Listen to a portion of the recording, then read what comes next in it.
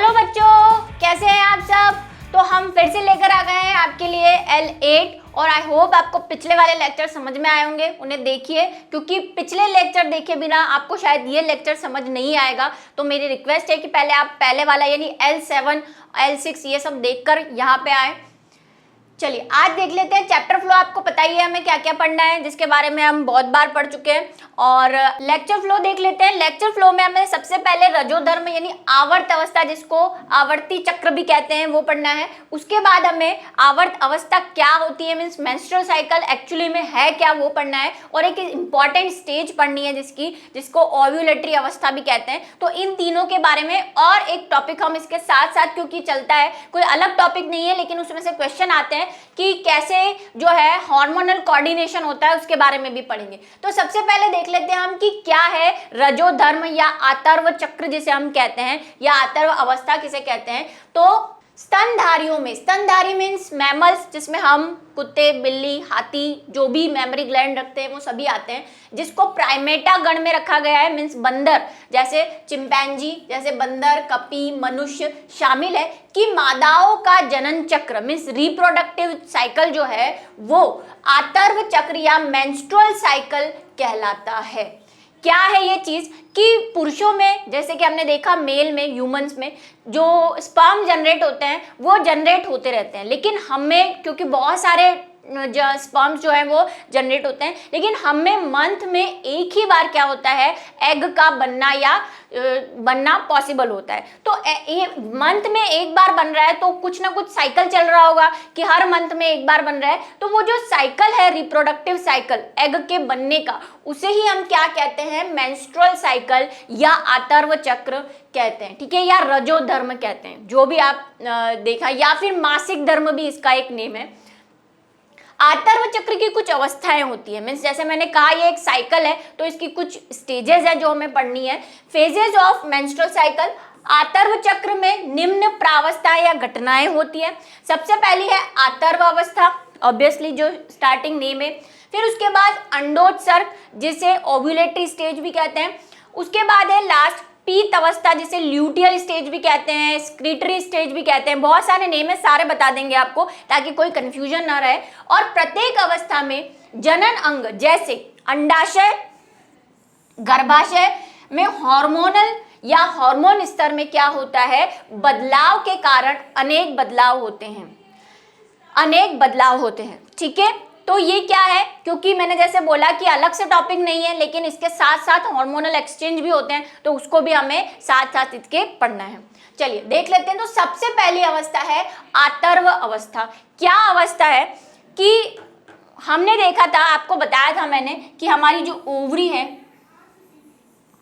उसमें भ्रूणीय अवस्था में ही क्या हो जाता है, oogonia बन के रेडी हो जाते हैं। और प्रोफेज 1, अब यही मैं कह रही हूं, जब तक आप L7 L6 पढ़कर नहीं आएंगे, ये सारे एरोप्लेन यहाँ से उड़ते ही रहेंगे। तो आप पहले वो L6 L7 पढ़ के आइए 5 तक, तो उसके बाद आपको ये समझ में आएगा। तो हमने लास्ट जो क्लास ली थी उसमें ये डिस्कस किया था कि भ्रूणीय अवस्था में ही हमारे क्या हो जाते हैं, oogonia बन जाते हैं। और फिर क्या होते हैं, वो स्टेज प्रोफेज 1 में आकर रुक जाती है। उसके बाद हम जब प्यूबर्टी में प्रवेश करते हैं, प्यूबर्टी में मतलब किशोरा अवस्था में या यौवना अवस्था में, जो भी आप कहना चाहें, ठीक है। अब बात यह है कि हम में मतलब फीमेल की बात कर रहे हैं हम, ठीक है, क्योंकि मेल का हम पूरा खत्म कर चुके हैं। तो आपको बताया था कि ओवरी में यहाँ पे एक प्राइमरी oocyte होता है जो वृद्धि करके, अब मैं सारा शॉर्ट में बता रही हूँ क्योंकि हम पूरा डिटेल पढ़ने जाएंगे तो फिर से वही क्लास हो जाएगी। तो उससे क्या होता है, एक प्राइमरी फॉलिकल बनता है, फिर ये प्राइमरी फॉलिकल सेकेंडरी फॉलिकल बनाता है, सेकेंडरी फॉलिकल टर्शरी बनाता है, टर्शरी से ग्राफियन पुटिकल बनता है। तो अभी जो हम फर्स्ट स्टेज बात कर रहे हैं मेंस्ट्रुअल साइकिल की, वो फीमेल्स में जनरली कितने डेज का होता है, 28 से 29। ये बात ध्यान रखनी है, एक तो डेज, ठीक है। क्यों? अब ये 28 to 29 फिक्स नहीं है, ये वेरी करता है, मतलब चेंज होता है फीमेल के अकॉर्डिंगली। उसका खान पान कैसा है, उसकी एक्टिविटी कैसी है, उसका बॉडी सिस्टम कैसा है। कई मेल्स में ये फीमेल्स में ये 30 to 35 भी हो सकता है, लेकिन वो ऐसा नहीं कि वो अब नॉर्मल है, ठीक है। तो जनरली जो हम फॉलो करते हैं वो फॉलो करते हैं 28 से 29 डेज का पीरियड होता है, जिसको हम पीरियड भी कहते हैं और मेंस्ट्रुअल साइकिल भी कहते हैं, ठीक है। सबने ऐड देखे, कोई भी ऐसी नई बात मैं नहीं करूं कि पीरियड्स क्या होते हैं, सभी आजकल ऐड वगैरह देखते हैं तो सबको पता है। अब आतर्व चक्र का प्रारंभ, जो फर्स्ट स्टेज है जिसको हम मेंस्ट्रुअल मेन जो हमारी फेज है उसकी बात कर रहे हैं, वो क्या होती है? आतर्व अवस्था में ऋतुस्राव, ये भी एक नाम है मेंस्ट्रुअल साइकिल का, से होता है, जो 3 से 5 दिन तक चलता है। अभी इसको समझेंगे। इस ऋतुस्राव का कारण गर्भाशय के आंतरिक स्तर यानी एंडोमेट्रियम की कोशिकाओं व रक्त कोशिकाएं यानी ब्लड कैपिलरीज में टूट फूट है, ठीक है। क्या कारण है इसका? कि इसमें टूट फूट हो जाती है, मतलब ब्रेक डाउन हो जाता है, जिसके कारण गर्भाशय में एकत्रित रक्त व टूटी फूटी कोशिकाएं योनि द्वार मतलब वेजाइना से बाहर आ जाती है। ऋतुस्राव तभी होता है जब अंडे का निषेचन नहीं होता। मतलब अभी बताएंगे पूरा। हमने कहा कि ये होता है, यहाँ से ओव्यूलेटरी स्टेज होती है। फिर आपको बताया था कि ओव्यूलेटरी स्टेज में जरूरी नहीं है कि हर मंथ जब भी अंडा बनता है फर्टिलाइजेशन हो। हाँ, ओवरी बड़ी बेचैन है कि आज तो मेरा फर्टिलाइजेशन होगा, आज तो मेरा फर्टिलाइजेशन होगा। वो आपने सुना है मूवीज में, मेरे करण अर्जुन आएंगे तो ओवरी हर महीने एक एग बाहर निकालती है और अंडे उत्सर्ग में, और सोचती है मेरे शुक्राणु आएंगे, मेरे शुक्राणु आएंगे, ठीक है। लेकिन हर मंथ नहीं आते, तो इसीलिए ये साइकिल चलता रहता है। जिस मंथ फर्टिलाइजेशन हो जाएगा फिर साइकिल बंद हो जाते हैं कुछ टाइम के लिए, डिलीवरी तक, ठीक है। तो वो साइकिल जो मेंस्ट्रुअल साइकिल है वो उस टाइम के लिए बंद हो जाते हैं, उसको भी देखेंगे। तो ये जो स्टेज है ये है 3 से 5 दिन की। आप मान लीजिए यहां से कुछ यहां तक, जब क्या होता है गर्भाशय से, गर्भाशय हमने पढ़ा था, गर्भाशय हमने 3 तरह की मेम्ब्रेन पढ़ी थी, ठीक है, याद है आपको? हाँ मुझे याद है, गाओ गाना। तो ये क्या है? ये सबसे जो बाहर वाली मेम्ब्रेन थी उसको हम पेरीमेट्रियम कह रहे थे।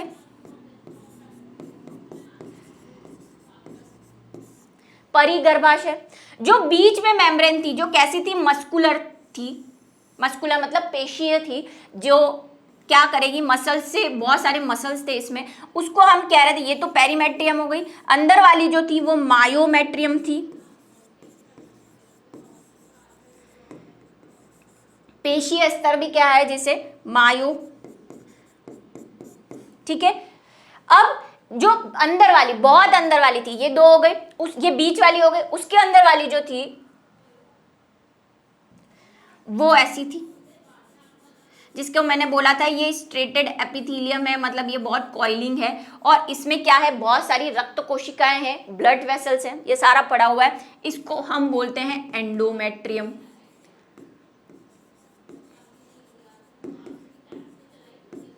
ठीक है, जिसकी यहाँ बात भी लिखी है, एंडोमेट्रियम।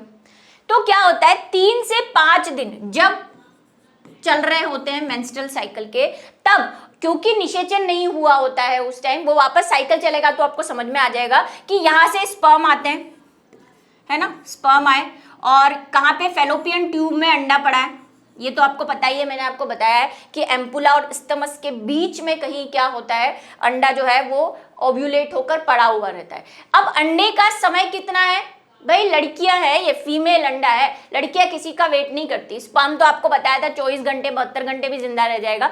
अंडाशय में जनरली, गर्भाशय के अंदर 24 घंटे जिंदा रहता है, तो 24 घंटे तक या 72 घंटे भी, 48 घंटे भी बोल सकते हैं, 24 से 48 घंटे तक जिंदा रहता है। तो ये तो भैया तैयार है कि मैं 1 2 दिन 4 दिन वेट कर लूंगी। ओवरी इंतजार नहीं करती, अगर शुक्राणु उस वक्त आ गया स्पर्म तब तो ठीक है, वरना मैच चली, ठीक है। तो इसका पीरियड होता है सिर्फ 1 दिन, मैक्सिमम 24 घंटे, ठीक है। इसके तो 24 से 48 भी है और 72 भी है, इनके सिर्फ कितने हैं? 1 घंटा। एक दिन इंतजार करती है 24 घंटे, तब तक अगर स्पर्म आया तो ठीक है, नहीं तो मैं तो गई।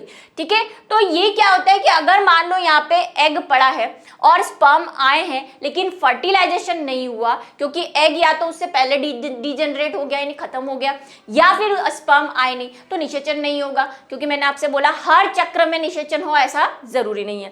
तो जब निषेचन नहीं होता है तो ये जो एंडोमेट्रियम की दीवारें हैं ये टूट कर नीचे गिरने लगती है, क्योंकि एंडोमेट्रियम तैयारी इसलिए हुई थी कि निषेचन हो, भ्रूण बने, तो मैं यहाँ पे भ्रूण को अपने अंदर क्या लूं, अंदर लूं और उसको पोषण दूं।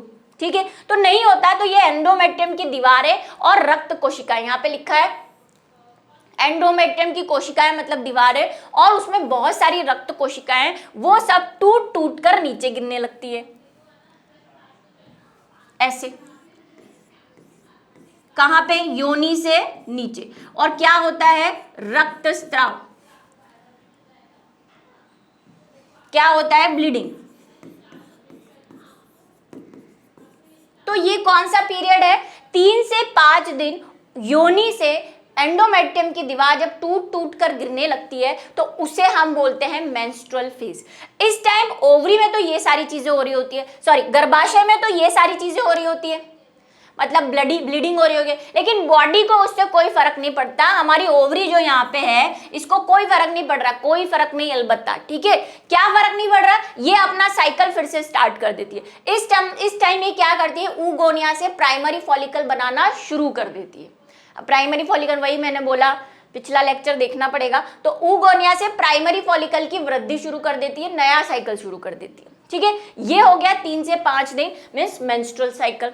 इसमें हार्मोनल चेंज भी होते हैं। इस टाइम क्या होता है? प्रोजेस्टेरॉन हार्मोन जो होता है वो काफी लो हो जाता है। ठीक है, और एस्ट्रोजन की क्वांटिटी थोड़ी सी बड़ी भी रहती है। अभी हम हार्मोनल वाला देखेंगे, उसमें फिर से देखेंगे। सेकेंड स्टेज है फॉलिक्यूलरी या प्रोलिफरेट अवस्था। इसमें क्या है? फॉलिक्यूलरी, या आप इसको अगर कहीं और बुक्स में पढ़ेंगे तो पॉली की जगह फ्रॉली भी लिखा हुआ है, प्रो भी लिखा हुआ है, तो कोई टेंशन वाली जरूरत नहीं है। ये प्रो भी है और प्रोली भी है और प्रोलोफिकेशन भी है कई जगह, तो वो कोई डाउट नहीं है। इसीलिए आप फॉलिकुलर या पुटकी अवस्था भी कहते हैं हिंदी में इसको, पुटकी। ठीक है, तो कोई कंफ्यूजन नहीं, आपको जो सूटेबल हो आप वो वर्ड ढूंढ लीजिए। या मेंस्ट्रुअल अवस्था के पश्चात अवस्था है, वो 3 से 5 दिन की है। ठीक है, 3 से 5 दिन के बाद की जो अवस्था है उसे हम पॉलिक्यूलर या फॉलिकुलर स्टेज कहते हैं, एवं अंतिम से लेकर 9 से 10 दिन तक रहती है। क्या भला इसमें हो रही है कि ये जो अंडाशय था इसमें 3 से 5 दिन की चली गई, जब क्या हुआ? ऊगोनिया से प्राइमरी फॉलिकल बना। इस अवस्था के बाद 5 दिन के बाद क्या होता है कि वही प्राइमरी ऊगोनिया बने तो आगे की स्टेज करनी है। प्राइमरी से हमें क्या बनाने हैं? सेकेंडरी, सेकेंडरी से टर्शरी, टर्शरी से ग्राफियन फुटिकल, यहां तक ग्राफियन फुटिकल, क्योंकि तभी अंडोत्सर्ग होगा। तो ग्राफियन फॉलिकल बनाने तक की जो डेज होते हैं वो जनरली क्या मान रहे हैं हम? 10 दिन, यहां से 10 दिन, यानी टोटल यहां से 10 दिन और इसके 5 के बाद के 10 डेज, 10th डेज तक क्या चलता रहता है? ये प्रोसेस चलता रहता है। इसमें क्या हो रहा है? वही सेकेंडरी oocyte वगैरह बन रहे हैं, तो इसमें कुछ हार्मोनल एक्सचेंज होते हैं। तो पहला क्या मैंने आपको बताया था कि एक FSH हार्मोन होता है, वही आपका FSH हार्मोन की फुल फॉर्म बताई थी, मेल वाले में भी बताई थी कि फॉलिकल स्टिमुलेटिंग हार्मोन। क्या पैदा कर रहा है? नाम में ही इसके फॉलिकल, तो ये क्या बना रहा है? ये फॉलिकल बनाएगा, तो इसमें इसका योगदान है। तो FSH अंडाशय में प्राइमरी फॉलिकल को ग्राफियन फॉलिकल में परिवर्तित होने के लिए उद्दीपित करता है। ये FSH जो है ये अकेला नहीं करता, FSH ओवरी पे जाता है और प्रोजेस्टेरॉन और एस्ट्रोजन को संकेत देता है ये बनाने के लिए, खुद नहीं जाता। अभी हम जो प्रोसेस देखेंगे उसमें आप देखेंगे, पर लिखते हैं ऐसे है कि FSH, क्योंकि मेन स्टिमुलेशन, ये तो स्टिमुलेशन का कार्य कर रहा है, उद्दीपन कर रहा है। यहाँ पे देखो लिखा हुआ है उद्दीपन। ठीक है, ग्राफियन फॉलिकल की फॉलिकुलर कोशिकाएं एस्ट्रोजन का स्त्रावण करती है। आई बात समझ में? अब ये एस्ट्रोजन का स्त्रावण कहाँ कर रही है? तो याद करो वो भूली बिसरी बातें जब हमने बनाया था, क्या बनाया था? मेरा बर्थडे नहीं, टर्शरी फॉलिकल यानी कि तृतीयक पुटक। ये भाई अंदर क्या था इसके, सेकेंडरी oocyte था, वो जो बदलता नहीं है। बाहर क्या थी, 2 लेयर्स थी, एक थीका इंटरना, एक थीका एक्सटर्ना। भाई ये थीका क्या है मैम, तो पुराना लेक्चर प्लीज पढ़ें, ठीक है। तो ये जो थीका एक्सटर्ना और थीका इंटरना, 2 तरह की हमारे पास लेयर थी। तो ये जो थीका इंटरना होती है ना फॉलिकल की, इसी से क्या स्रावित होता है, एस्ट्रोजन। क्वेश्चन आया हुआ है भाई नीट में भी, बोर्ड में भी। क्या बोर्ड में क्वेश्चन आया हुआ है कि एस्ट्रोजन का स्त्रावण कौन या किससे होता है। तो एस्ट्रोजन का स्त्रावण अगर फॉलिकल है, टर्शरी फॉलिकल या फॉलिकल वर्ड है तो वो टिक करेंगे, लेकिन मेम्ब्रेन दे रखी है तो वो होती है थीका इंटरना। ठीक है, चलिए आगे बढ़ते हैं। तो क्या हो रहा है इस स्टेज में, ग्राफियन पुटर तक की बात हो रही है, 10वां दिन, 12वें दिन, 11वें 12वें दिन तक की बात हो रही है। वैसे 10 दिन लिखा है, 10 दिन काफी है। अब नेक्स्ट स्टेज जो आ जाती है वो होती है हमारी मेन ओव्यूलेटरी स्टेज। ठीक है, इसमें क्या होता है, इसमें अंडाशय के ग्राफियन फॉलिकल से होने वाले अंडोत्सर्ग को सम्मिलित किया जाता है। क्या सम्मिलित किया जाता है, अभी हमने क्या कहानी पढ़ी, कहानी अंडाशय की। ये भाई हो गए अंडाशय, ठीक है। यहां से हमने 3 से 5 दिन कर दिए। जब हमारी कौन सी स्टेज चल रही थी, आतर्व या मेंस्ट्रुअल स्टेज चल रही थी, मेन ब्लीडिंग वाली स्टेज, यहाँ पे ब्लीडिंग हो रही थी, यहाँ से प्राइमरी फॉलिकल बन गया था। उसके बाद हमारा द्वितीयक follicle, tertiary follicle, Graafian follicle बन गया। यहाँ से यहाँ तक की बात 10 दिन में हो गई थी, जिसे हमने क्या कर दिया, फॉलिकुलर स्टेज। ठीक है, बात खत्म। ये ग्राफियन पुटिकल बन गया है, ग्राफियन फॉलिकल बन गया है। ग्राफियन फॉलिकल के बाद की जो अवस्था है उसे हम बोलते हैं ओव्यूलेटरी स्टेज। ओव्यूलेटरी मतलब अंडोत्सर्ग, ठीक है, मतलब अंडा उत्सर्जित हो रहा है। तो ग्राफियन फॉलिकल के बाद क्या होता है, ग्राफियन फॉलिकल को आपको थोड़ी सी संरचना फिर से बता देती हूँ। बाहर तो वही मेम्ब्रेन है, थीका इंटरना, उसके बाद जोना पेलुसिडा, कोरोना रेडिएटा तक सब पुराना पढ़ के आओ। और यहाँ पे है सेकेंडरी oocyte यानी द्वितीयक अंडक कोशिका। तो ये क्या होता है, फट जाता है और द्वितीयक अंडक कोशिका कहाँ चली जाती है, यहाँ पे, जिसको बुक में दे रखा है अंडाणु, और हम इसे बोलते हैं एग। लेकिन ये एग कौन सी स्टेज में है, हमने ये पढ़ा है कि ये मायोसिस सेकेंड की मेटाफेज स्टेज में, अभी सेकेंड अर्धसूत्री विभाजन कंप्लीट नहीं हुआ है। तो ये फट गया। इस फटने के प्रोसेस को यहाँ तक की, ये कौन से दिन होता है, ये होता है 14th डे पे। ठीक है, ओव्यूलेशन कब होता है, मेंस्ट्रुअल साइकिल के 14th डे पे। ये कैसे भी चल रहा हो, लेकिन ये फिक्स है कि ये 14, कहीं अब वेरिएशन आते हैं, मतलब स्टडी से पता चलता है कि 11 से 14 डे के बीच, मतलब 11 से 14 डे के बीच कभी भी ओव्यूलेशन हो सकता है। ठीक है, ये भी स्टडी बताती है, लेकिन वही हम तो एवरेज बात करते हैं। तो 14th डे पे, और आपको भी 14th डे ही लिखना है, 14th डे पे क्या होता है, अंडाणु निकलता है सेकेंडरी oocyte की फॉर्म में। तो यहां से यहां तक का जो प्रोसेस है उसे हम बोल रहे हैं ओव्यूलेटरी स्टेज। क्या हो रहा है इसमें ये बता दिया। परिपक्वन ग्राफियन पुटिकल, ये परिपक्व ग्राफियन पुटिकल है, ठीक है, अंडाशय की सतह पर उत्पन्न होते हैं एवं फटकर अंडाणु मुक्त करते हैं। इस प्रक्रिया को अंडोत्सर्ग कहते हैं। यह 2 मेंस्ट्रुअल साइकिल के बीच, मेंस्ट्रुअल साइकिल के प्रारंभ से 14th दिन यानी 14वें डे पर पाया जाता है। ठीक है, बात खत्म हो गई, समझ में आ गई कहानी, अंडोत्सर्ग हो गया। उसके बाद आती है थर्ड, ये फर्स्ट स्टेज हो गई, ये सेकेंड स्टेज हो गई, ये थर्ड स्टेज हो गई। अब फोर्थ की बात करते हैं। क्या है फोर्थ स्टेज, फोर्थ स्टेज जो है वो है ल्यूटियल प्रावस्था या पीतक प्रावस्था। ठीक है, इसको और किस नाम से जानते हैं, इसको एक और नाम से जानते हैं, सिक्रीटरी स्टेज। क्या है ये सिक्रीटरी स्टेज, वो भी देख लेते हैं। अब यहां तक की कहानी समझ में आ गई। यहां पे क्या हो गया, अंडाणु उत्सर्जित हो गया। इसके बाद क्या होगा, एक चीज बनती है, कहानी बनती है एक, जब ग्राफियन फॉलिकल से अंडा निकल जाता है तो ग्राफियन फॉलिकल खाली हो जाता है, खाली हो जाता है तो पिचक जाता है बेचारा, और इस पिचकी हुई चीज को हम बोलते हैं कॉर्पस ल्यूटियम। इसीलिए इस प्रवस्था का नाम भी देखिए क्या है, ल्यूटियल अवस्था, इसी के नाम से दिया हुआ है। क्या करता है ये कॉर्पस ल्यूटियम, ये कॉर्पस ल्यूटियम प्रोजेस्टेरोन हार्मोन का सिक्रीशन करता रहता है। एस्ट्रोजन भी होता है लेकिन एस्ट्रोजन का लेवल कम होता है उस टाइम, प्रोजेस्टेरोन का बढ़ जाता है, ये पहले भी बात की है। तो प्रोजेस्टेरोन का लेवल बढ़ जाता है, क्यों? क्योंकि प्रोजेस्टेरोन का मेन काम होता है गर्भावस्था को बनाए रखना। मतलब अगर अंडे का निषेचन हो गया है तो ये क्या करता है, कॉर्पस ल्यूटियम बना रहता है और प्रोजेस्टेरोन का स्त्रवण करता रहता है, जिससे कि ये जो साइकिल है वो शुरू नहीं हो पाता। मतलब ये पहली वाली जो 3 से 5 वाली स्टेज है ना वो बंद हो जाती है। मतलब ना तो क्या होगा, ब्लड ब्लीडिंग होगी, ना ही ऊगोनिया से प्राइमरी oocyte बनना शुरू होंगे। क्यों? क्योंकि उसको जरूरत ही है 9 महीने उसको गर्भ में बच्चा रखना है।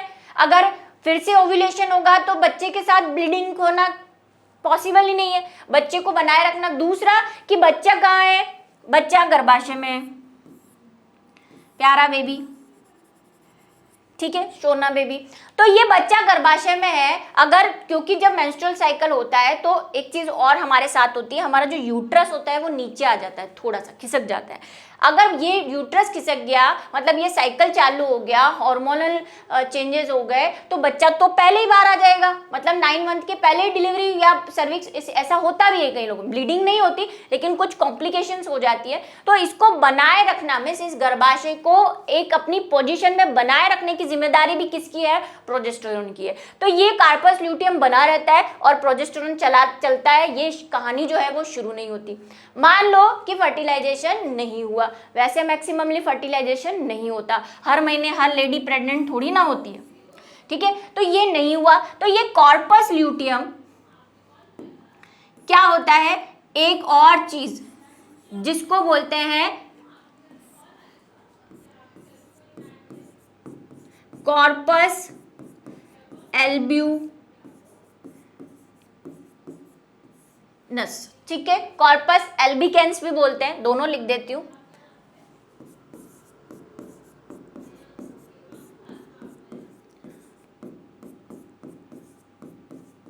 वैसे ये वाले वर्ड से ज्यादा ये वाला ही मिलेगा आपको, तो आपको 4-4 वर्ड याद कराने की जिम्मेदारी मैं नहीं ले रही, एक ही रखो क्योंकि सारी बुक में यही दिया है, ठीक है। इसको कहते हैं, ये क्या करता है, प्रोजेस्टेरोन का लेवल गिरा देता है। ऑब्वियसली कार्पस ल्यूटियम से प्रोजेस्टेरोन सिक्रीट हो रहा था, अब कार्पस जिससे सिक्रीट हो रहा था तो यही नहीं रहा, तो इसके प्रोडक्ट कहाँ से आएंगे, तो प्रोजेस्टेरोन गिर जाता है, साइकिल फिर से शुरू हो जाती है। तो कहानी वापस कहाँ चली जाती है, उन 3 से 4 दिनों वाली पुरानी कहानी पे। तो ये देख रहे हैं आप, ये कैसा चल रहा है, साइकिल, ठीक है। इसीलिए इसको क्या कहा जाता है, मेंस्ट्रुअल साइकिल कहा जाता है। सवाल, कॉर्पस ल्यूटियम को बनाने के लिए कौन सा हार्मोन जिम्मेदार है, छोटी छोटी मगर मोटी बातें। तो कॉर्पस ल्यूटियम को बनाने के लिए LH हार्मोन, और LH में भी आप बोलेंगे तो एस्ट्रोजन हार्मोन जो है वो क्या है, जिम्मेदार है कॉर्पस ल्यूटियम को बनाने के लिए, ठीक है। ल्यूटेनाइजिंग हार्मोन, ये देखिए, ल्यूटियल प्रावस्था, ल्यूटियल, कार्पस ल्यूटियम, सारे नाम सिमिलर है। ल्यूटेनाइजिंग हार्मोन सेम, ल्यूटियल प्रावस्था जो यहाँ लिखा है, कॉर्पस ल्यूटियम और एस्ट्रोजन, इन चारों के जोड़े हैं, फ्रेंड है ये, फ्रेंड्स फॉर एवर आजकल वाला, ठीक है। समझ गए, तो ये बात और ये कहानी यहाँ पे खत्म होती है मेंस्ट्रुअल साइकिल की। अभी हम इसका एक डायग्राम देखने वाले हैं और इसको भी पढ़ेंगे, लेकिन अभी पहले एक डायग्राम देखते हैं। ये डायग्राम है बुक का, NCERT बुक में। अब ये डायग्राम समझना है तो पहले ये समझिए कि ये जो है, ये वाली चीज, ये गर्भाशय की दीवारें हैं, ठीक है। ये जो एंडोमेट्रियम है, ऐसी, अब मायोमेट्रियम नहीं बना रही, तो ये क्या है, ये एंडोमेट्रियम है। आप देख रहे हैं, पहले ये ऐसे जा रही है लहरों की तरह। तो ये वाला पार्ट एंडोमेट्रियम का है। ये हार्मोनल चेंजेस बता रहे हैं कि मेंस्ट्रुअल साइकिल में हार्मोन कैसे चेंज होते हैं। ब्लू वाला है वो एस्ट्रोजन हार्मोन है, प्रोजेस्टेरोन रेड वाला है। ये यहाँ से यहाँ तक वाली जो घटनाएं हैं उसमें पहली वाली घटना तो हार्मोन को बता रही है, और ये वाली जो अंडाशय गर्भाशय में जो चेंज हो रहा है, अंडाशय में जो चेंज हो रहा है, ये गर्भाशय की दीवार में, और ओवरी का है, ओवरी तो यहाँ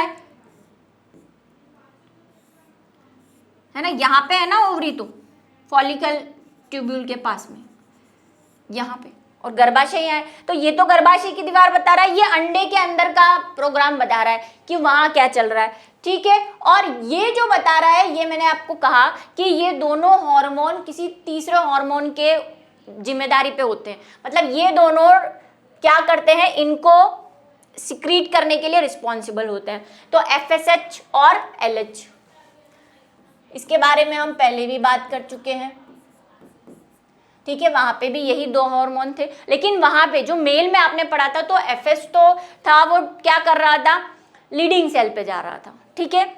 सॉरी, ल्यूटेनाइजिंग हार्मोन तो लीडिंग सेल पे जा रहा था, टेस्टोस्टेरोन बना रहा था, और FSH जो था वो फॉलिकल और सर्टोली सेल पे। यहाँ पे इन दोनों का कोई अलग अलग कार्य नहीं, ये कंबाइन करके इन दोनों पे इफेक्ट करते हैं, कोई इनका अलग अलग दुश्मनी नहीं है। वहां पे हमने क्या, दोनों भाई में लड़ाई हो जाती है तो एक कहता है आधा तू काम कर आधा मैं, यहाँ पे दोनों भाई अच्छे हैं, सगे हैं, साथ में मिलके काम करते हैं, इन दोनों को चलाते हैं, ठीक है।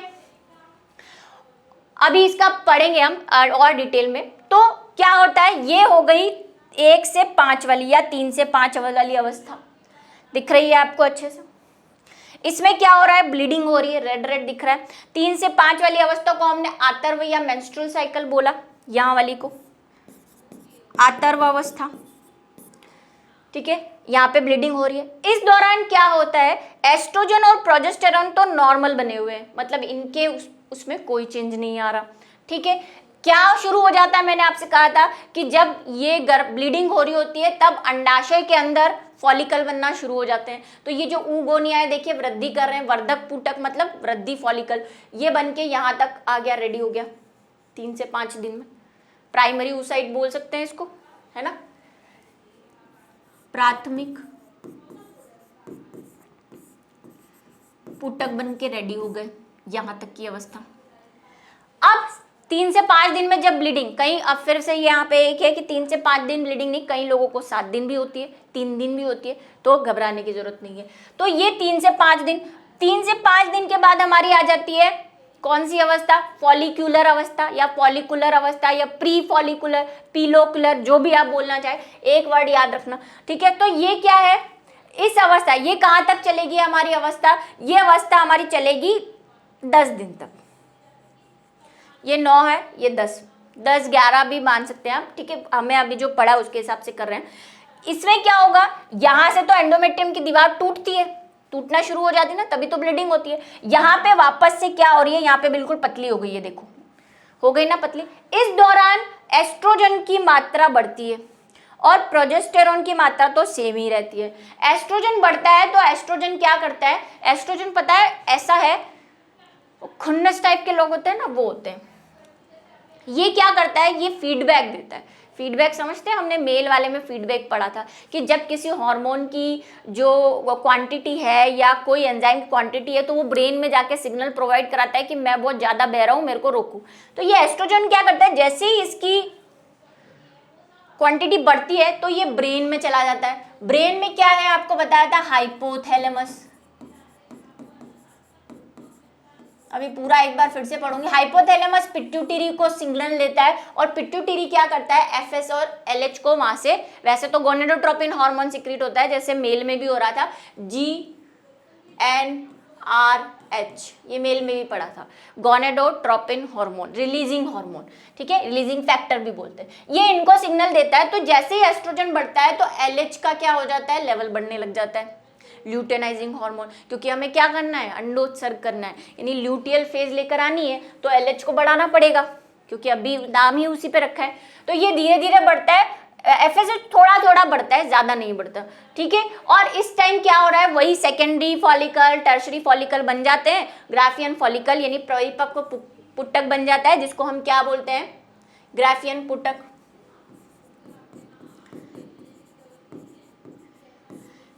ठीक है, ग्राफियन पुटक 14th डे पे, ये रहा 14th डे पे क्या हो जाता है, अंडोत्सर्ग। यहां तक तो कौन सी स्टेज थी, फॉलिकुलर स्टेज थी। यहां से कौन सी स्टेज चालू हो गई थी, अंडोत्सर्ग, चौथी वाली स्टेज, जिसको हम ल्यूटियल स्टेज भी कह रहे हैं। ल्यूटियल स्टेज बाद में आएगी, ठीक है। अंडोत्सर्ग यानी कि ओव्यूलेटरी स्टेज कह रहे हैं, उसमें क्या होगा, हमें ओव्यूलेशन करवाना है और ओव्यूलेशन के लिए एलएच जरूरी है। तो 14th डे पे जब अंडोत्सर्ग होता है तो एलएच की मात्रा बहुत ज्यादा होती है, हाई टाइम, ठीक है। और एफएच भी होता है थोड़ा सा, लेकिन उससे कम। इधर देखिए, एस्ट्रोजन बहुत बढ़ जाता है। मैंने आपको बोला था कॉर्पस ल्यूटियम बनाने में एलएच और एस्ट्रोजन का बहुत योगदान है। तो अभी कॉर्पस ल्यूटियम बनाना है तो एस्ट्रोजन को भी बढ़ाना पड़ेगा। तो एस्ट्रोजन क्या हो जाता है, बढ़ जाता है। प्रोजेस्टेरोन अभी भी नॉर्मल है। क्यों नॉर्मल है, क्योंकि हमने बात प्रोजेस्टेरोन की यहाँ पे आके की थी कि वो सिक्रीट करता है, तो वो तो अभी आया ही नहीं है, उसका तो इंतजार हो रहा है। तो अंडा बाहर निकल गया, ये रहा अंडा, और कहाँ बैठा है ये, जाकर वही फैलोपियन ट्यूब में बैठा है, इंतजार कर रहा है मेरे शुक्राणु आएंगे। तो ये वाली स्टेज कहाँ तक हो गई, अंडोत्सर्ग, ठीक है। ये स्टेज,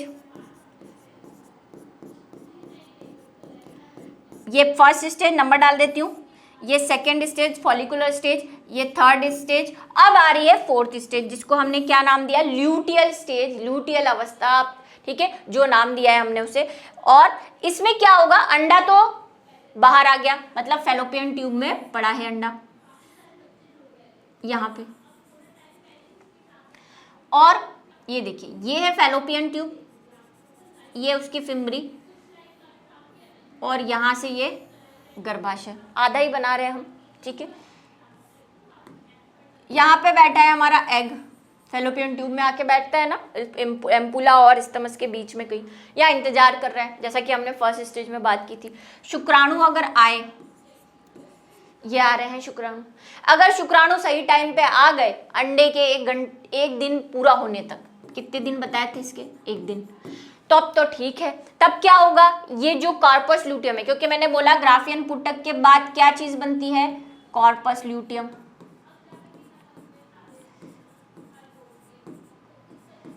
तो कॉर्पस ल्यूटियम बनी है, ये कॉर्पस ल्यूटियम प्रोजेस्टेरोन का सिक्रीशन कर रही है, ये देखिए प्रोजेस्टेरोन बढ़ने लग गया और एस्ट्रोजन धीरे धीरे कम हो गया, ठीक है। ये प्रोजेस्टेरोन और एस्ट्रोजन क्या करते हैं, जाके नेगेटिव फीडबैक देते हैं किसको, ब्रेन को, कि भाई हमें तो पूरा पता है कि इस बार तो फर्टिलाइजेशन होगा ही होगा, भाई ये तो इंतजार कर रहे होते हैं, ये तो चाहते हैं फर्टिलाइजेशन हो, तो ये बोलते हैं कि इस बार तो पक्का फर्टिलाइजेशन होगा। तो ये जाके ब्रेन को बोल देते हैं तू एफएस और एलएचएस को कम कर दे। एफएस को क्यों कम कर दे, क्योंकि ये फिर से फॉलिकल नहीं बना ले। प्रोजेस्टेरोन भी तो यही कर रहा है। प्रोजेस्टेरोन का काम क्या बताया मैंने आपको, कि प्रोजेस्टेरोन क्या करता है, ब्रेन को जाके सिग्नल देता है कि फिर से साइकिल शुरू नहीं करना है, निषेचन होना है इस बार पक्का, ठीक है। तो ये करता है, तो ये उसको देते हैं। तो देखिए ये एलएच भी कम हो रहा है और एफएसएच भी कम हो रहा है, ठीक है। कॉर्पस ल्यूटियम से प्रोजेस्टेरोन सिक्रीट होता रहता है और उसका लेवल बढ़ता रहता है। अगर निषेचन हो गया, फर्टिलाइजेशन हो गया, तो प्रोजेस्टेरोन बना रहेगा, मतलब ये जो लेवल है प्रोजेस्टेरोन का आपको जो गिरता हुआ दिख रहा है वो ऐसा सीधा दिखेगा, क्योंकि प्रोजेस्टेरोन जरूरी है कॉर्पस ल्यूटियम के बने रहने के लिए, और कॉर्पस ल्यूटियम बना रहेगा तो इन दोनों का लेवल भी नीचे ही रहेगा। लेकिन अगर बाय चांस फर्टिलाइजेशन नहीं हुआ, ब्लॉक, तब क्या होगा, कॉर्पस ल्यूटियम किस में बदल जाएगा, एल्बिकस में या एल्बिकेंस में, ठीक है। एल्बिकेंस प्रोजेस्टेरोन का सिक्रीशन नहीं करता, ठीक है। इसके बीच में एक और संरचना बनती है, उसको हेमोराइजा भी बोलते हैं। अब आप बोलेंगे मैम आपने बताया नहीं, किसी बुक में तो लिखा हुआ है। तो कॉर्पस ल्यूटियम के बाद एक और स्टेज बनती है, उसके बाद एल्बिकेंस बनता है, वो होता है हीमोराइजा या होमोराइजा, ठीक है। तो वो नहीं बताया क्योंकि एनसीईआरटी में नहीं लिखा हुआ है, इसीलिए। चलिए, तो ये क्या होगा, तब तो एस्ट्रोजन बना रहेगा, और अगर एल्बिकेंस बन गया तो ये तो रहा ही नहीं, तो इसका वो भी नहीं रहेगा। तो प्रोजेस्टेरोन की मात्रा धीरे धीरे क्या हो रही है, देखिए कम हो गई। जैसे ही प्रोजेस्टेरोन कम हुआ, एस्ट्रोजन अपना काम करना शुरू कर दिया कि तू नहीं मैं करूंगा काम। ये किसको फीडबैक देगा, वापस ब्रेन को, एस्ट्रोजन। एस्ट्रोजन जाके ब्रेन को बोलेगा, कौन सा फीडबैक है ये, पॉजिटिव, बढ़ाने का काम कर रहा है, ठीक है। प्रोजेस्टेरोन कौन सा कर रहा था, नेगेटिव फीडबैक दे रहा था, कह रहा था कम करो, फॉलिकल नहीं बनाने। नेगेटिव मतलब नकारात्मक, पॉजिटिव मतलब सकारात्मक, है ना। सकारात्मक नकारात्मक क्या होते हैं? सकारात्मक फीडबैक ऐसा हुआ जैसे मैंने आपको कहा कि आप ये चीज़ बना दो, ठीक है, आप कोई भी चीज़ बना दो, आपने वो चीज़ बना दी और वो चीज़ मार्केट में बहुत बढ़िया से बिक रही है, तो आप मेरे को क्या बोलोगे? मैम मैं और चीज़ बनाऊंगी क्योंकि वो तो बहुत बिक रही है। तो ये मेरे लिए क्या हुआ? पॉजिटिव फीडबैक हुआ, ताकि मैं आपको और मटेरियल प्रोवाइड करूंगी। लेकिन मैंने आपको बोला ये चीज़ बनाओ, वो चीज़ बिकी नहीं, 1 रुपये में भी नहीं बिकी, तुच्छ चीज़ बना दी कोई मैंने, ठीक है, आपको बनाने के लिए कह दिया और 1 रुपये में भी नहीं बनी। आप क्या बोले कि अरे वो तो बकवास चीज़ है, कोई बिकता नहीं है। तो ये क्या हो गया मेरे लिए? नकारात्मक, क्योंकि मैं आगे उस फिर प्रोसेस पे काम ही नहीं करूंगी, ये घटिया चीज़ बनाई थी। तो ये होता है पॉजिटिव और नेगेटिव। तो ये नेगेटिव फीडबैक देता है प्रोजेस्टेरोन, और एस्ट्रोजन का लेवल बढ़ गया, अब ये पॉजिटिव फीडबैक देगा तो धीरे धीरे वापस जो है वो एस्ट्रोजन और प्रोजेस्टेरोन इस लेवल पे आ जाएंगे, इस वाले लेवल पे, और क्या बनाना शुरू कर देंगे? फिर से फॉलिकल बना लेंगे हम, फिर से वही मेंस्ट्रुअल स्टेज पर आ जाएंगे पहले दिन की अवस्था में। तो ये साइकिल चलता है फर्स्ट डे से 28 या 29 दिन तक। अच्छा, एक और चीज, कई जगह पे शायद क्वेश्चन पूछा जाता है कि कार्पस लुटियम इंतजार करता है 7 दिन तक, उसको नहीं पता है कि अंडा तो एक ही दिन रहता है, वो बेचारा राह तकता रहता है 7 दिन तक कि यहाँ से 7 डेज तक वो सिक्रीट करता रहता है प्रोजेस्टेरोन। इसलिए देखिए काफी ज्यादा दिन तक क्या बना हुआ है? प्रोजेस्टेरोन का लेवल बढ़ा हुआ है, उसके बाद नीचे गिरा है, ठीक है। 7 दिन तक वो इंतजार करता है यहाँ तक कि भाई हो जाए तो अच्छा रहे, उसको पता ही नहीं अंडा तो पहले ही मर गया है, वो तो राह तक रहा है, ठीक है। तो ये वाली जो स्टेज है इसको सिक्रीटरी स्टेज भी कहा जाता है कई बार, ठीक है। तो इस पे भी ध्यान दीजिएगा, थोड़ा गौर कीजिएगा, स्त्रावी अवस्था भी कहते हैं, सिक्रीटरी स्टेज।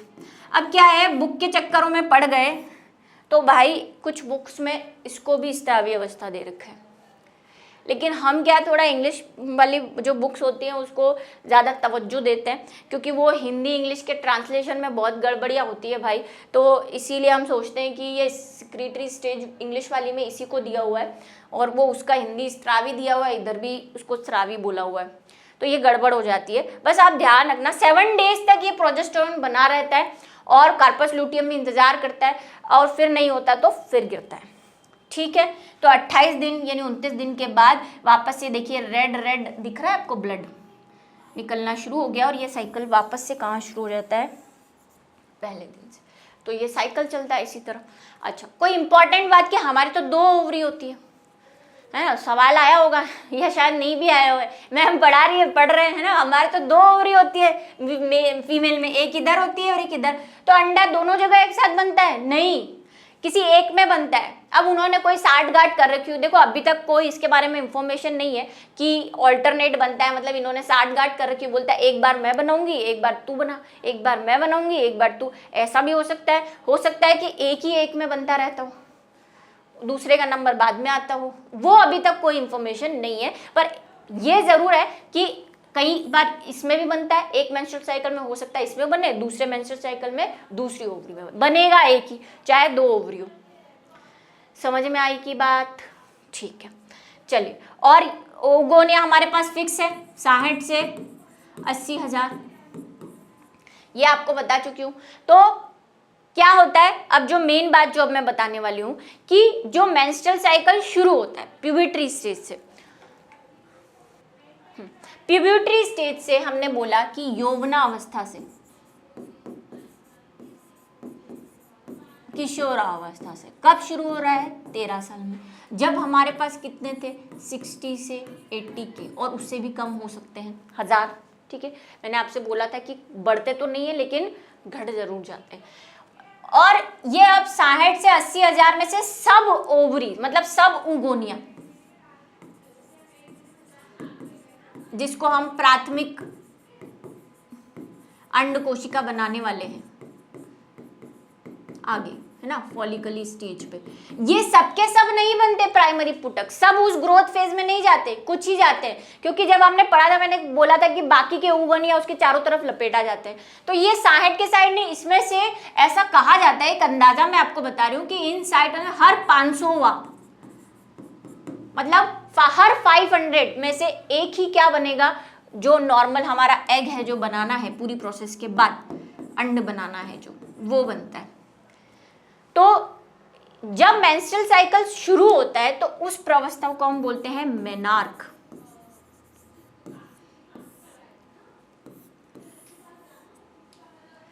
ठीक है, मेनार्क। मोनार्क भी बोलते हैं, मीनार्क भी बोलते हैं बोलने वाले की, ठीक है।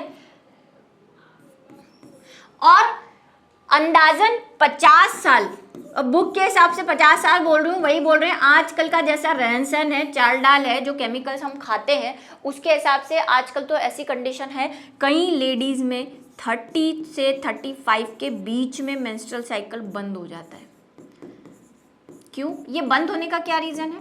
बंद होने का नेचुरल रीजन तो ये है कि एग खत्म हो गए।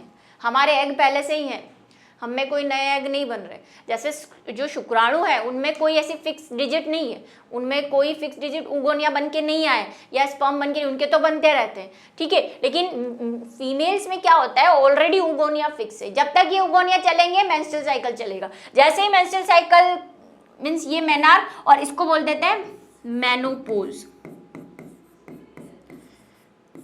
जब मेंस्ट्रुअल साइकिल बंद हो जाता है, परमानेंटली बंद हो जाता है। बीच में भी बंद होता है भाई, उसको परमानेंटली नहीं कहते। जैसे मैंने बोला कि जब क्या हो जाए, गर्भ धारण हो जाए, यानी कि लेडीज अगर प्रेग्नेंट हो जाती है तो डिलीवरी के 9 मंथ तो फिक्स है,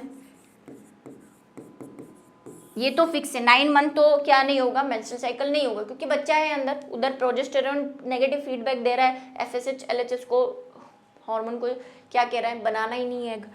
उसके बाद भी ऐसा जनरली कहा जाता है कि जब तक लेडीज फीडिंग कराती हैं, फीडिंग समझते हैं, बच्चे को दूध पिलाती है, तो 6 मंथ, और 6 मंथ अगर बच्चे को दूध पिलाया है तो 6 मंथ तक भी क्या नहीं होता, मेंस्ट्रुअल साइकिल। लेकिन ये कंपलसरी नहीं है, ये तो कंपलसरी है 9 मंथ वाला, कि 9 मंथ तो उसको नहीं होगी। कुछ ऐसी लेडीज होती हैं जिसको डिलीवरी के तुरंत बाद, मतलब फर्स्ट मंथ में ही क्या होने लग जाती है, वापस से मेंस्ट्रुअल साइकिल स्टार्ट होने लग जाता है।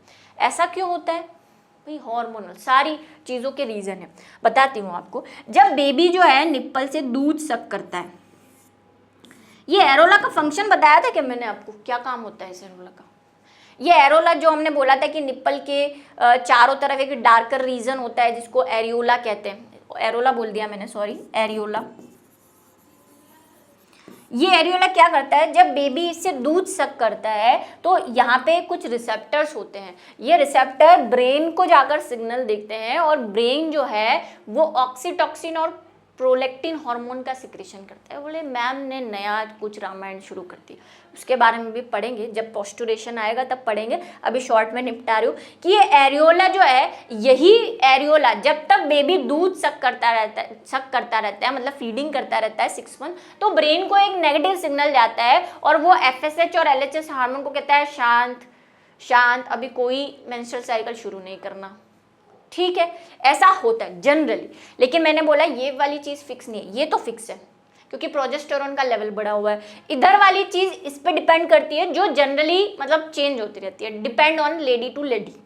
ठीक है, तो ये वाली कहानी है कि ये ऐसा इस वजह से होता है। ये एरियोला में बहुत सारे रिसेप्टर्स होते हैं। कहानी समझ में आई? मेनार्क हो गया, मेनोपोज हो गया। इसका मेरे को हिंदी याद नहीं आ रहा, इसका हिंदी याद आ रहा है, रजोनिवर्ती कहा जाता है। ठीक है, उसका हिंदी थोड़ा अभी प्रॉब्लम है। ठीक है, चलिए अब आप ये बात समझ गए, कहानी पूरी फिल्मी है। अब हम चलते हैं हार्मोनल की बात पे। मादा प्रजनन तंत्र का हार्मोनल नियंत्रण, ये हमने मेल में भी पढ़ा था, थोड़ा कुछ तो हमने मेंस्ट्रुअल साइकिल में पढ़ ही लिया है, थोड़ा और बहुत वाली बात जो आपको बताई थी थोड़ा मैंने पढ़ा लिया है, बहुत अभी पढ़ने वाले हैं। तो क्या पढ़ने वाले हैं? Hormonal control of female reproductive system. अंडाशय का नियंत्रण पिट्यूटरी ग्रंथि द्वारा स्रावित हार्मोन गोनेडोट्रोपिन, अभी लिखा भी था मैंने, GnRH के द्वारा होता है। इसको गोनेडोट्रोपिन शॉर्ट में कहते हैं, फुल फॉर्म लिखना चाहे बड़ा तो गोनेडोट्रोपिन रिलीजिंग हार्मोन कहते हैं। ठीक है, गोनेडोट्रोपिन रिलीजिंग फैक्टर भी कहते हैं कई बार, तो डिपेंड्स अपॉन द यू। चलिए क्या है ये कहानी, इसको पढ़ लेते हैं। कहानी कुछ ऐसी है कि ये हमारा ब्रेन है,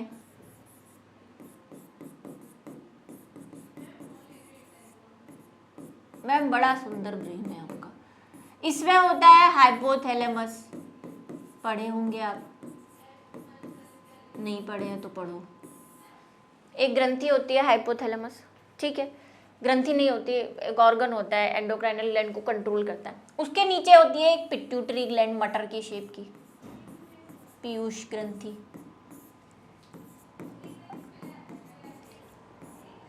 ठीक है, पीयूष ग्रंथि होती है। ये पीयूष ग्रंथि एक हार्मोन का सिक्रीशन करती है जो कि मेल में भी करती है, GnRH, जिसको हम क्या कह रहे हैं,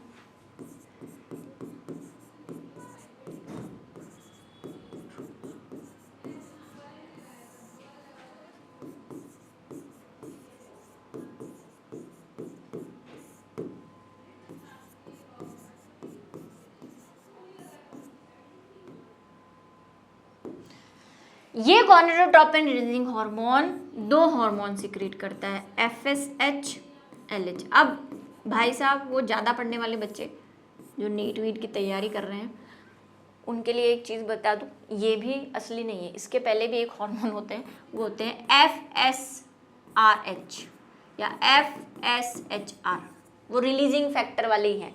तो वो हमारी कहानी नहीं है, हम 12th की और नीट में भी कभी इस बारे में कोई पूछा नहीं गया, सिर्फ ये और यही बताते हैं, पर वही वो कल को बोलेंगे मैम आपने बताया नहीं वाली सिचुएशन नहीं आ जाए। इसलिए ये दोनों क्या करते हैं, ये दोनों दो तरह के हार्मोन सिक्रीट करते हैं, एक तो एस्ट्रोजन, दूसरा प्रोजेस्टेरोन। चलिए एस्ट्रोजन क्या कर रहा है, एस्ट्रोजन आपको बताया, एक तो ये भी क्या कर रहा है, ल्यूटेनर्जिक हार्मोन कार्पस ल्यूटियम बनाना, अंडोत्सर्ग करवाना, इसके भी तो कुछ कार्य है, ये तो है ही एस्ट्रोजन और प्रोजेस्टेरोन को सीक्रेट। इसके अलावा भी इसका क्या काम था, मेन हमने पढ़ा था, अंडोत्सर्ग कराना, कॉर्पस ल्यूटियम को बनाना।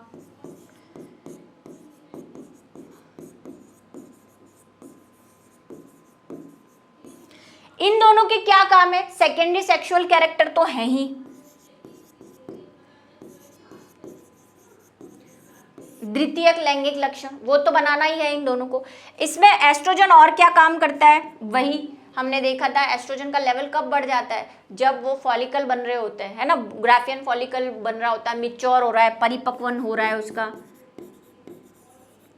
तब भी ये तो कम ही होता है तब। इसका मेन काम क्या है, कॉर्पस ल्यूटियम को बना तो ये देता है LH, लेकिन कॉर्पस ल्यूटियम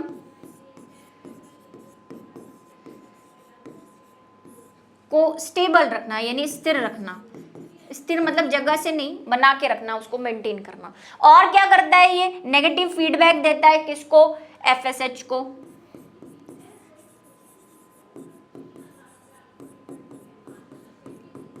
FS, ताकि फॉलिकल नहीं बने, क्योंकि FSH क्या कर रहा है, वो फॉलिकल वाली अवस्था को बढ़ा रहा है ना,